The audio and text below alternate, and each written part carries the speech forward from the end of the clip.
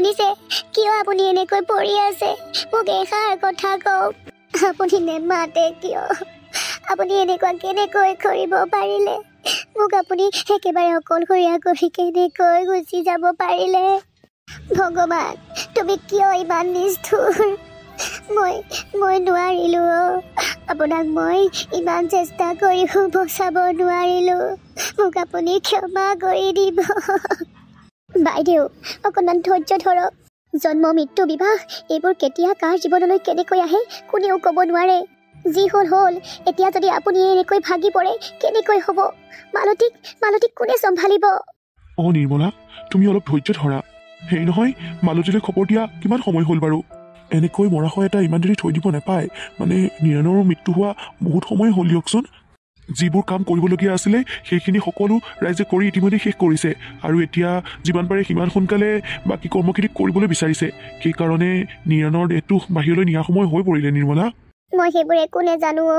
মালতীক কেতিয়া কোনে কেনেকৈ খবৰ দিছে মই একো নেজানো মালতীক ময়ে খবৰ দিছিলোঁ আৰু খবৰ দিয়া বহুত সময়ে হ'ল তাই চাগে আহি পাবহিয়ে হৈছে তুমি কাম এটা কৰাচোন ৰাইজক আৰু অকণ সময় ৰ'বলৈ কোৱা ককাইদেউহঁতৰ সেইজনী এজনী ছোৱালী আৰু তাই যদি শেষবাৰৰ কাৰণে বাপেকৰ মুখখন নেদেখেহি কেনেকৈ হ'ব বাৰু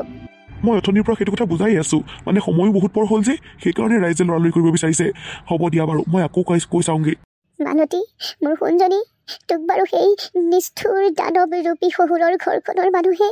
বাপেৰৰ মৰাশতো চাবলৈ আহিবলৈ নিদিব নেকি যেনে তেনে যদিবা ঘৰখনৰ ওচৰ পালোহি বহুত সময় লাগিলে কিন্তু দেই আৰু সময় হ'লহেঁতেন যদি সেই মানুহজনে মোক সহায় কণ নকৰিলেহেঁতেন অলপ দূৰ খোজকাঢ়ি আহিছিলোঁ নে মই এনেকৈ যদি গোটেই বাটটো খোজকাঢ়ি আহিব লগা হ'লহেঁতেন আজি চাগে ঘৰ পাওঁতে গধূলিয়েই হ'লহেঁতেন কিমান দিনৰ মূৰত যে মই নিজৰ গাঁওখনত ভৰি দিছোঁহি আপোন ঘৰখনৰ চোতাল পাইছোঁহি কিন্তু আজি গাঁওখনত সোমাওঁতেই মোৰ কিয় এনেকুৱা লাগিছে কিবা ভয় ভাৱ এটা কিয় মনলৈ আহিছে ইমান নিজান লাগিছে গাঁওখন সেয়া দেখোন আমাৰ ঘৰৰ সন্মুখত বহুত মানুহ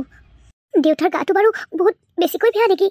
হে হৰি তোমাক মই চৰণত ধৰি কাকুতি কৰিছোঁ মোক যাতে বেয়া খবৰ নুশুনোৱা দেউতা যাতে সুস্থ হৈ থাকে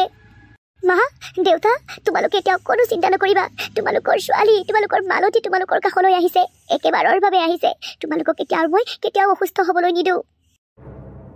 দেখিছানে ইমান খৰকৈ খোজ কাঢ়িছোঁ যদিও কিবা ঘৰখনৰ ওচৰত নাপাওঁগৈ লাগিছে মা আমাৰ চোতালত যে ইমান মানুহ কিয় আহিছে মা কোন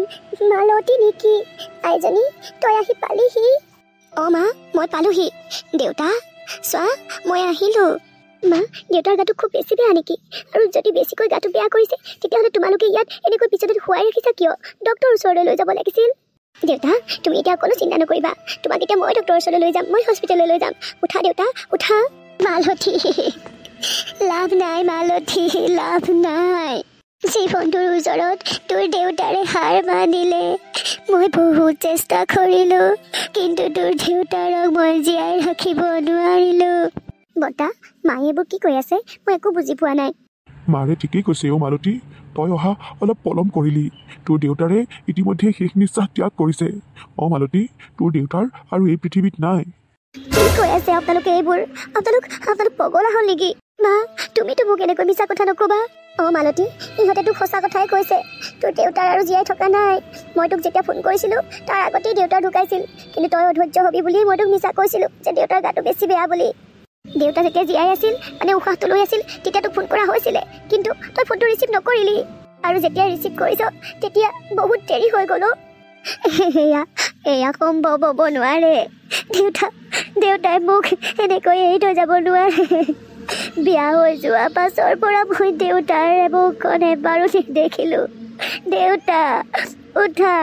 তোমাৰ এই দুৰ্ভগীয়া ছোৱালীজনী আহিছে তোমাৰ ওচৰলৈ এবাৰতো মাতা মোক উঠা দেউতা উঠা বুলি কৈছোঁ নহয় উঠা তুমি মোক এনেকৈ এৰি থৈ যাব নোৱাৰা এনেকৈ শুই নাথাকিবা চকু মেলা দেউতা মালতী মোৰ আইজনী দেউতাৰে আৰু কেতিয়াও চকু নেমেলে কেতিয়াও আৰু মাত নামাতেও এই লেঙিৰিজনী আমাৰ জীৱনৰ পৰা আঁতৰি যোৱাৰ পৰা আমাৰ ভালো হৈছে আৰু এক প্ৰকাৰে বেয়াও হৈছে মা মানে ভাল হ'ল এইটো কাৰণে যে আমি হজম কৰিব নোৱাৰা মানুহ এজনী আমাৰ সন্মুখৰ পৰা নাইকিয়া হ'ল জানা মই যে তাইক একেবাৰে দেখিব নোৱাৰোঁ মোৰ সন্মুখলৈ আহিলে কিবা গাটো ইচ্ছাত বিচাত কৰি যোৱা লিখা লাগিছিল এতিয়া যদিবা সেইটোৰ পৰা অকণমান শান্তি পাইছোঁ কিন্তু বেয়া হ'ল এই কামবোৰৰ কাৰণে মই তাইক যিটোকে কৰিবলৈ কৈছিলোঁ যিটোকে বনাবলৈ কৈছিলোঁ সেইটোকে কৰিছিল বা বনাই দিছিল এতিয়া মোৰ ইমান চাওমিন অকণ খাবলৈ মন গৈছে চোৱাচোন নিজে বনাই কৰি খাব লাগিব আৰু ৰাতিপুৱা মোৰ বিচনাখন পাৰোঁতে আৰু ৰুমটো সাৰোঁতেই হাতটো বিষাই গ'ল আগতে সেইজনীৰ হতুৱাই কৰাইছিলোঁ কিন্তু এতিয়া মই নিজেই কৰিবলগীয়া হৈছে তই কথাটো মিছা কোৱা নাই যিমান যি হ'লেও আমি ঘৰখনৰ এজনী চাকৰণী হেৰুৱালোঁ অঁ মা মই সেইটোকে বুজাব বিচাৰিছোঁ নহ'লে কাম এটাকে কৰা ঘৰখনলৈ কাম কৰা মানুহ এজনীকে লৈ আনা নহ'লে নাই নাই দেই তই কি কৈছ এইবোৰ মই কাম কৰা মানুহৰ লগত টকা খৰচ কৰিম এইটো কেতিয়াও হ'বই নোৱাৰে তাৰমানে মই এতিয়া কাম কৰি কৰি মৰিব লাগিব হ'ব দে দুদিনমান সেই নিজৰ কামকেইটা কৰিলে মানে একো নমৰ হাৰ নাভাঙে সেইকেইটা কামত দুদিনমান ধৈৰ্য ধৰ যেতিয়াই ডাঙৰৰ বিয়াখন হ'ব তেতিয়াৰ পৰা আমাৰ এইবোৰ চিন্তা নাইকিয়া হ'ব ঘৰলৈ কাম কৰা মানুহ এজনী আহিব ই হৈছে আৰু দাদা এতিয়া যিজনী বিয়া কৰি আনিব কি মানে আছে সেইজনী আহি পেলাই যে ঘৰৰ সকলোবোৰ কাম কাজ কৰিব এনেও সেই দাদাই ভাল পোৱা মানুহজনীহে আনিব এতিয়া সেইটোকেতো ময়ো ভাবিছোঁ যদি ককায়েৰে মই পচন্দ কৰা ছোৱালী বিয়া কৰি আনিলেহেঁতেন তেতিয়া তাইক আমি আমাৰ নিজৰ মতে উঠা বহা কৰাব পাৰিলোহেঁতেন কিন্তু এতিয়া সি নিজেই পচন্দ কৰা ছোৱালী আনিব গতিকে তাৰ আগত তাইক আমি যি টি কাম কৰিবলৈ দিবও নোৱাৰোঁ বা বেয়া ব্যৱহাৰ কৰিবও নোৱাৰোঁ তাক মই ইমান বুজালোঁ যে মই পচন্দ কৰা ছোৱালীজনীক বিয়া কৰি আন বুলি নাই সি মোৰ কথা নুশুনিলে চাবিচোন সি নিজৰ ধ্বংস নিজেই মাতি আনিব মোৰ জীৱন ধ্বংস হোৱাক নোহোৱাক লৈ তুমি ইমান চিন্তা নকৰিলেও হ'ব মা মানে দাদা তই কিবা ভুল শুনিলি আমি তোৰ কথা একো বেয়াকৈ পতা নাই নহয়